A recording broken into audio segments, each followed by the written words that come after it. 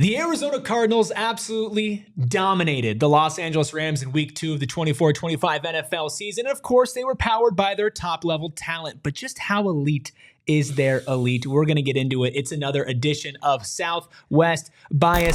Get that stuff out of here. It's Southwest Bias.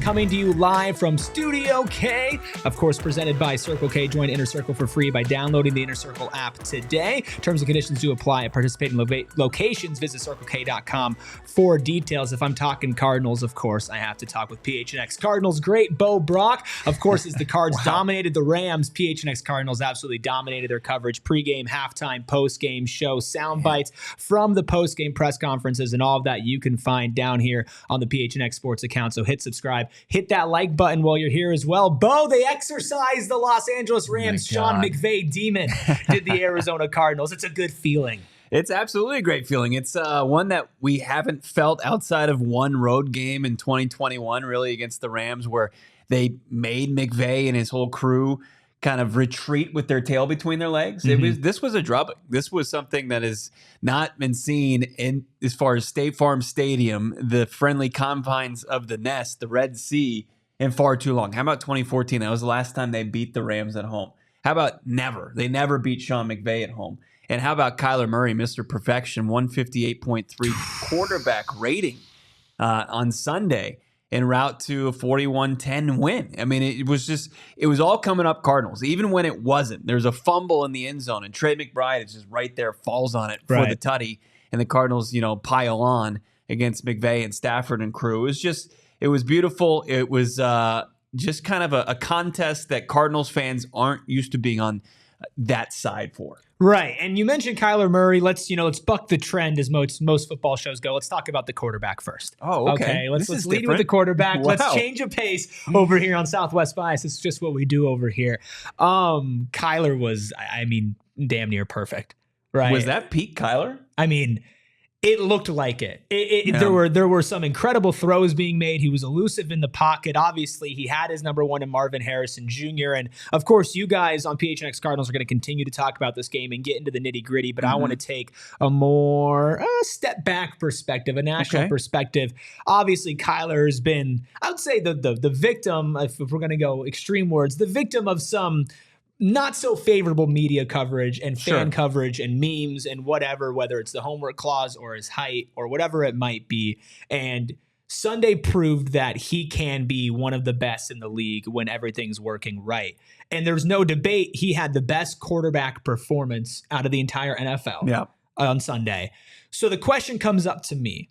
We had a conversation in the offseason, is Kyler Murray a top 10? Is there a chance that Kyler Murray can perform like a top 5 or a top quarterback in the way this offense looked, if you could take what happened against the Rams and generally replicate it over the rest of the season? Yeah, that's it seems like a big ask, right? A huge ask. Because top 10, then you start to approach top 5, and then you start to see the likes of Mahomes, right? You see some big-time names up there.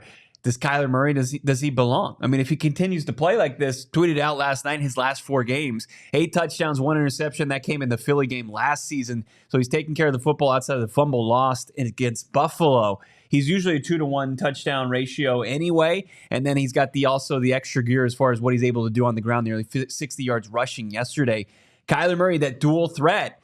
You're already starting to put him in a rare company, just his ability to do it with his arm. The arm talent is there, being able to make all the throws, but also what he can do as far as evading pressure and getting out and running. So then that does start to put him into elite company. So I think that's fair, and you've already seen it on a consistent basis. Here's the exciting thing, Erik. The offense continues to go like this. This is Kyler Murray. He's now played 10 games in the Drew Petzing offense, and he's come off a major is the most serious injury he's faced in his entire football career in the torn ACL from 2022. And he was asked to do a lot of different things as far as his footwork, as far as taking snaps for under center. And ultimately, they benefit Kyler Murray, and they're only going to benefit him going forward. It's the infrastructure. We talk about it all the time. It's the CEO buzzword that we like to use, but it's the infrastructure in place as far as the playmaking standpoint, standpoint and the play calling standpoint. I think without a doubt, on a pure just talent level, Kyler Murray's always had just the raw talent to become a top 5 quarterback in the NFL. There's a reason why he was picked with the number 1 pick in the draft. There's a reason why he was incredible and a Heisman winner in college. And there's a reason that when you put weapons around him like a DeAndre Hopkins, you saw an immense level of success on offense. And now you're looking at 27-year-old Kyler Murray, because all of that was in the past, right? And then, of course, you hit the injuries as well. You have the infrastructure changes, and all of that is awesome. And having Marvin Harrison Jr. and Trey McBride and Michael Wilson and James Conner, we're going to get to a lot of those guys later in this show. Wow. But to be surrounded by all of that and an offensive mind like Drew Petzing, but to be, 27 can be sometimes an empty age. Oh, just 27, they're so young. But in like sports and in football terms, and as like a leader and as a quarterback, going from 21, 22, 23, 24 to 27 is a pretty massive jump. And you saw that on Sunday, his ability to not only lead, but keep his head on straight, to have that type of chemistry and to figure out the system. He wasn't just doing what some people would label him as struggling with, which is, he wasn't making his reads. He would just run. And what people don't understand is that in the Cliff Kingsbury offense, he was just getting asked to run a lot. And there wasn't asking of making all your multiple reads, but he was doing that. And he was dissecting the Rams perfectly. And let's not mince words, the Rams are not looking too hot for the season. Obviously, injuries are a part of that. And their defense, of course, missing Aaron Donald, which is a massive, massive part of why their defense doesn't look the same as it did before. But at the end of the day, you still put up 41. Right. And you did 41-10. And Kyler was electric when it came to the Marvin Harrison Jr. connection, but also then was able to spread the ball out as well, targeting a Trey McBride, a Michael Wilson, even Greg Dortch getting involved a little bit as well.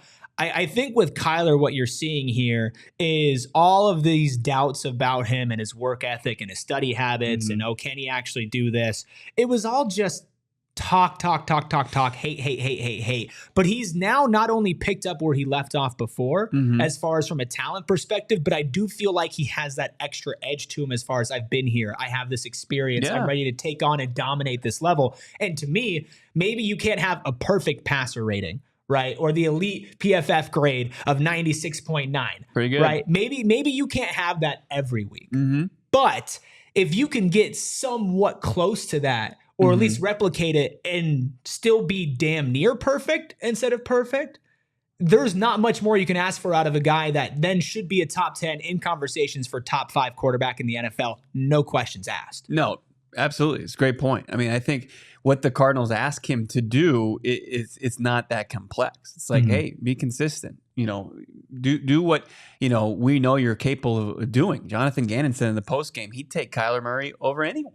Right? Like that's what he wants. He's a premium player, and he'll take him against anybody. And you saw that on full display on Sunday. And look, he like what we all know about ourselves is anytime you face adversity and you survive it, you manage it, you come out better on the other end. Kyler Murray's faced a ton of adversity so far in his NFL career. And, a lot of it sometimes is unjust, but some of it, it's going through the maturation process, right? As somebody who came from the winningest quarterback in Texas high school football, to also thriving at Oklahoma as a Heisman Trophy winner, the number 1 pick, the top 10 pick in baseball, to a dysfunctional franchise in the Arizona Cardinals without given the tools to really develop properly. And now he's been given the right tools. He's got a little bit of alligator skin, and he's ready to go. It's still not without criticism. Kyler Murray balls, and we've still got NFL memes, but a picture of Marvin Harrison Jr. and way down here is poor Kyler Murray. And people still tweeting out October 25th is when Kyler Murray's stats are about to fall off a cliff because of Call of Duty. It's never going away. But what Kyler Murray can continue to do to change his narrative is with his play. Listen, there's hate for the best of the best. It happens. LeBron James is one of the most hated athletes in sports history. Patrick Mahomes right now is one of the most hated athletes in the NFL. You're going to get picked apart if you're on the level that Kyler Murray is at. The only problem is everybody was equating the injury part of the obstacles that he went through, which all of the things that you listed off, you didn't even mention the fact that he had an injury that's extremely hard to come back from. It takes a whole lot of work ethic and rehab and mental strength to come back from it, to come back from better. And not only when you get there and you see the performance on the field, but when you talk about how Kyler's approached the game, I know you cover this team every day. I used to cover the team, and when he got injured and you started hearing how these coaches were talking about him and how he was attacking his rehab and all the times that he was in and he was working, you did kind of feel that shift of maturity from Kyler. And not that he was completely immature before or a bad leader before, but I think if you drop 27 to 29-year-old Kyler Murray in with the infrastructure that he had when he was 23, 24, I do feel like you get a little bit of a better product. But that's not his fault, right? He should have been surrounded by people who got the best out of him.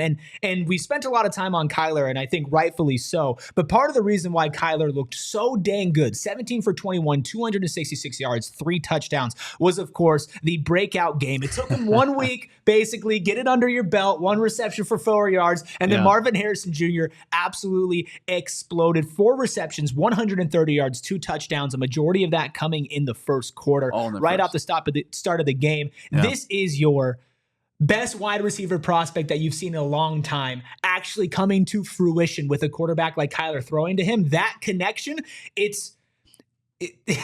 I don't want to get ahead of myself, but it can be one of the best connections in the NFL. And it has that potential to be one of those all-time 1-2 punches that you've seen on offense in NFL history. Yeah, and it was quite the difference from week 1, right? Yes. Because you had 1 catch on 3 targets for 4 yards, and people were like, what was that? Are we dealing with a bust? And then Marvin Harrison Jr. comes out to start this game in the first quarter, as you mentioned, all those statistics, including that 23-yard toe tap in the back of the end zone. Incredible pass, too. I mean, I think it was the most unlikely touchdown of the season so far, according to Next Gen stats. That's right. And then they had another, around 30% completion, I guess rating or whatever it might be. It was 13th, most unlikely passing catch. So that's what Marvin Harrison Jr. brings to the table.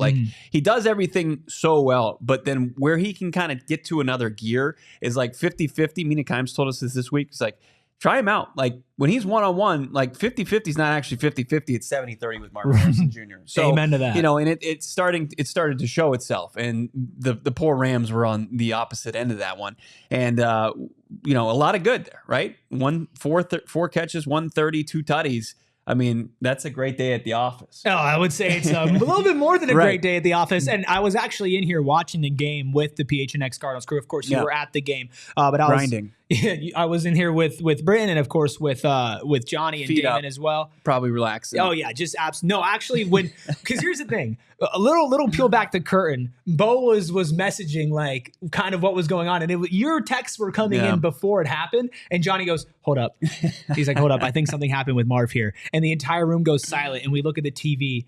And I don't think I've ever been in a louder group of 4 people than in that moment. Yeah. And it was not just electric, but it was entering a new era of Cardinals football, live in the moment, right? I mean, you're looking at a prospect who coming into the league can be among this conversation. If you have 4 receptions, 132 touchdowns, and not just those numbers, but the way he got it, the extra effort, the smarts that came with it, the 20 tough miles grabs. per hour. Right. The speed, which apparently he was afraid to show off in the 40-yard dash, a lot of people are saying, but if he hit high speeds in game. You're looking at a player that can be a complete game changer, especially when you're powered by a quarterback like Kyler Murray. I mean, being a receiver that's elite and top-level talent's awesome, but if you have another top-level quarterback to go along with you, and then other weapons on your offense that can be argued top 5, top 10 at their position, I mean, you're a pick-your-poison type offense to the extreme. And if you can't double and take care of Marvin Harrison Jr. and only focus on him, he's going to eat. And I think one of the most impressive plays I saw wasn't a touchdown play, but it was one that broke down.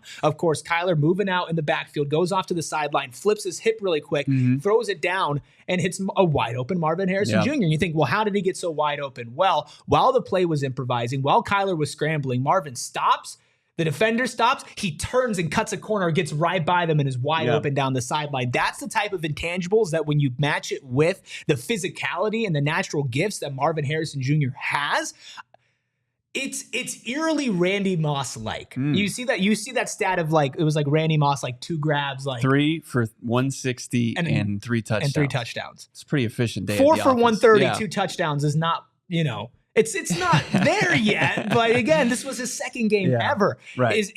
Am I crazy? Well, that intuition, those instincts, right? And he gave us a little insight as far as pre-snap, what he saw from his defender, and then his choice to go deep. This was on his second touchdown, but also it was a similar approach to the play you talked about, 33-yard pickup, was when Kyler extends plays, he had a plan on where he was going to go. Mm-hmm. And he knew that he was going to put himself in a position based on what he was seeing from the defense. So he's a student of the game, based with immense talent and the physical gifts of 6'4", 212, 20 mile per hour speed, top end speed, probably higher than that. Mm-hmm. And then, we're talking to him post game. He's like, yeah, it was a good start, right? But, I saw Kyler Murray had 4 incompletions in the game, and they were all to me. So I'm not happy about that. I So love that. He's still hungry. That. He's still hungry, and everything that's coming out meets the hype as far as MHJ. He's the first in, last out type of guy. And I don't think it's wild of me to say, and you can correct me if I'm wrong, Bo. And I know there are some people who are going to come in here and comment Homer. I get it a lot. Yeah. Right. But here's the thing: if you're around me and when something is bad, when something's not good, Yeah. I'm not afraid to say it. Sure. Right. Marvin Harrison Jr. I think already has an argument to be one of the top 10 wideouts in the league. I mean, I think just based off of talent and what you could project forward alone. I know it's been one game, but there's a reason why he was drafted the way he was drafted. There's a reason why people talk about him that way, right? I think if you have that combination, you're like, oh, well, that's enough to have a super high-powered offense, right? It's a good start. And you're already talking about an offense when you have that type of connection that opposing defenses have to be scared of going week in and week out. But I think what really makes this Cardinals offense dangerous are the pieces that are around those two that the national media are going to talk about the most. And we're going to get to all of them, but I do want to talk about James Conner before we hit a break. 21 carries, 122 yards, and a touchdown. I believe that there's an argument that James Conner could be considered one of, if not the most underrated player in the league. Now, I know offensive players get a little bit more shine, so there is probably some defensive player somewhere that doesn't get that is the most underrated. Right. But not just steady. I think steady would be an understatement for James Conner. He's legitimately really good. Yeah, he's a dog. He's an absolute dog. And I'm not just ignoring Erik Ruby here on Southwest Bias. I was looking up a tweet from our great Cardinals beat reporter, Craig Morgan, who had outlined that with his rushing touchdown yesterday, his second in 2 weeks, it was his 7th straight week dating back to last season that he's found the end zone. And he's just been consistently in the painted area for the Arizona Cardinals since he came here in 2021. And, the only knock you can really have on James Conner is he inevitably misses time each and every year. But a healthy James Conner is a productive James Conner. He averaged over 5 yards per carry last season. He was up there in the tops as far as explosive runs. He was right there under 6 yards per carry yesterday in the Cardinals win over the Rams, and he was finding holes. Like guys like Yelda Froholt and Will Hernandez were just, you could drive a bus through these holes, and James Conner was finding it and eating yesterday. And I think it set up a lot of the things that made Kyler Murray in this passing attack so efficient. James Conner is like, you see him where he falls like fantasy-wise. I know a lot of people care about that. He's in the 20s. But when he's healthy and he doesn't miss time, like week in and week out, he's a top 10 guy. Right. I mean, when you watch the game too, when you watch the game and you see, like you said, how much he opens up and how dangerous he is, because you hand him the ball, he could pick up 10. Yeah. Easy. Just like that. Right? And he can either run through you or he can get around you. He's speedy as well. But I think the main thing that comes with James Conner is now you're talking about a veteran and you're talking about somebody who knows exactly where to go and when to go, right? Because I love Trey Benson. I think that he could be a productive player for this team. But you saw the difference when Benson was handed the ball. There were a couple times where it was like, hey, man, you got to take the back cut over there. And you had 5 to 10 yards right there. But instead, you tried to force something and you gained 2. Right. Right? And that's a rookie, right? And you're going to see that improve. When you see James Conner, you don't have those questions. You don't have those worries about it as well. And he's one of the hardest workers on the team to put in there and a fantastic leader. And I'm now starting to say all these things out loud, right? You have Kyler Murray, when he's playing at his peak, he can play like a top 5 quarterback. If you're going to go on average, you can call him a top 10, right? You have Marvin Harrison Jr. Say the quiet stuff louder for the people that don't understand. Like this is the people who don't understand, they don't want to understand, right? They just want to make jokes. They just want to talk about how short he is. Right. Then you have Marvin Harrison Jr., who is blue chip prospect, somebody who by the end of the season you can have in conversations as a top 5, top 10 wide receiver in the NFL. Then you have James Conner, steady Eddie, oldest one of that group so far. And as far as consistent production goes, as long as he stays healthy, a top 10 back week in, week out.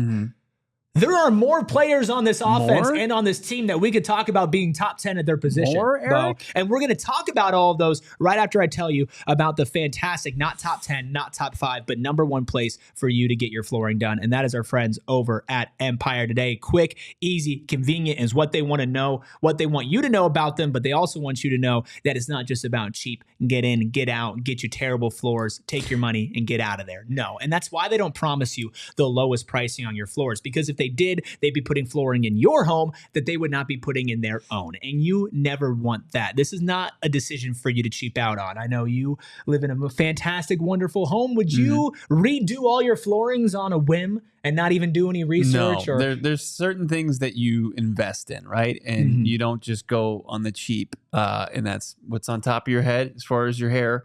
And then also flooring for sure. Right. And listen, if you want to get a fantastic floor and you want to know what it looks like in your home before you put it there, use Empire Today's virtual floor visualizer, one of the many fantastic, convenient options that they give you to figure out what's right for you. And you can schedule a free in-home estimate today. All listeners receive a $350 off discount when they use promo code PHNX. Some restrictions do apply. See EmpireToday.com/PHNX for details. Let's talk about Trey McBride. Oh, man. Let's talk about Trey McBride, because going into the season, the McBridesmaids and everything of that nature, the real ball knowers, the Mina Kimes, the Bo Brocks, the Johnny Venerables of the world, they understood that Trey McBride was a top-level elite tight end in this league. And you saw him play off of Marvin Harrison Jr., off of Michael Wilson, off of James Conner as an elite counter, as an elite option, and somebody who can grab a high point pass over 2 defenders, or somebody who has the intangibles to fall on a ball that's going into the end zone. How important is Trey McBride to an offense that sports so much other top level talent? He's uber important. I mean, he's a guy that is a legitimate in the passing attack second option, right? Because we talked about James Conner, and he's so important to what they do as far as getting that balance. But also a guy that plays a role and has his hand in run blocking, and he takes it serious in Trey McBride, but also what he can do as far as just getting things going, moving the chains with the passing attack. And we saw it on full display. Like, sure, he wasn't like heavily involved early on, but when they called his number 85 and Kyler Murray puts a absolute dead on perfect pass to him down the sidelines, and he's in double coverage and he just high pointed that ball like he's, a top receiver in this league. It's just being able to do things, that separate himself from the rest of the good tight ends in this league. And I think that you're seeing that as a guy going into his 3rd year after emerging with 80 catches, 800 yards. He's going to continue to trend upwards, and the Cardinals are going to be beneficiaries of that. I mean, like this is the one thing I like about this, outside of James Conner, who's 29, and of course we mentioned the quarterback who's 27, who's entering his prime. The rest of this playmaking core is budding. It's budding. It hasn't sprouted yet. It's budding, and a guy like Trey McBride is kind of leading the charge there. He was somebody that was a little bit of a surprise when he was taken. Sure, 55th overall. Yeah. You also have the stench of being a Steve Keim draft pick and the doubt that comes with that, which isn't fair to him at all. I mean, we already had that trial. He beat those allegations. No, he's not a Steve Keim guy, even though he was drafted by him. He's not. He's not a Steve Keim guy. He does not fall into that sense. And what I was saying was that was an unfair kind of expectation with him. But you're like, really? Like, that's what you're going with? And he's by far and away shut everybody up who thought that, who believed that at all. And he's not just on a fantasy end, a tight end that can get you a lot of points, but like you mentioned, somebody who will get down and dirty. And this is an offense that I feel like prides itself in its versatility, and its ability to run, and its ability to have these short screen passes, target middle downfield, and now, of course, do the deep shots to somebody like a Marvin Harrison Jr. or even a Michael Wilson, who you saw as well. Shots. Explosive. Pew, pew, pew, pew, pew, pew, pew. I really, really cannot undersell the fact of how important it is to see somebody like, we'll bring it back to the beginning, like a Kyler Murray, like you mentioned in their prime, year 27, good coaches, good GM around him, good front office. Everything around him as far as this organization goes has shifted and changed, even down to the jerseys from when he started. Then you pair him with your blue chip number 1 prospect, Marvin Harrison Jr. as your top wide receiver. Okay. Then you have a veteran running back who could be top 10 in the league when healthy in James Conner. All right. Then you have a tight end in Trey McBride, who you can have an argument for a top 5 tight end in this league as well, on multiple different facets, not just a tight end who's a wide receiver, but a tight end who can get down and dirty and block as well. Oh, but there's more, Bo.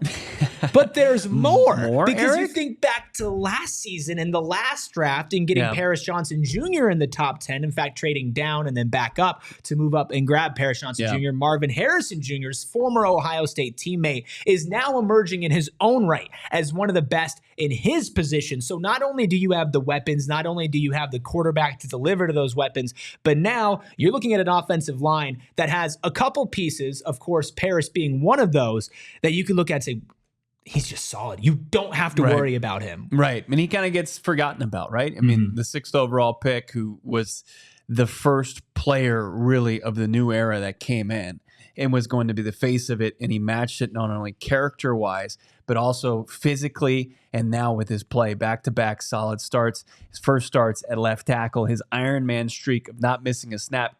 Well, I think it ended actually on Sunday. Now that they took the first team offense out because it was such a beatdown. It's a good way to end the streak. To be honest with you, man, I'm gonna have to form a tweet on that. I can't believe it. This is working in your head right now. This is greatness live happening here. But Paris Johnson Jr. hadn't missed a snap up to that point. Unreal. And he was like, what steadies an offensive line more than having a franchise left tackle? And, the clock started on that maybe earlier than people anticipated because of the ACL injury to DJ Humphries late last season. But Paris Johnson Jr. has taken that on. He's already a leader in that locker room, and he's doing it with his play on the field. And that's what you need. It's a premium position. And to be able to hit on left tackle with your first pick as a new regime, Monty Austinford, it shows how it steadies things and gives Kyler Murray the ability to not only just drop back in a nice fully formed pocket, but also when he needs to extend plays, that the protection still's there. I said this on a Southwest Bias a long time ago. Yeah.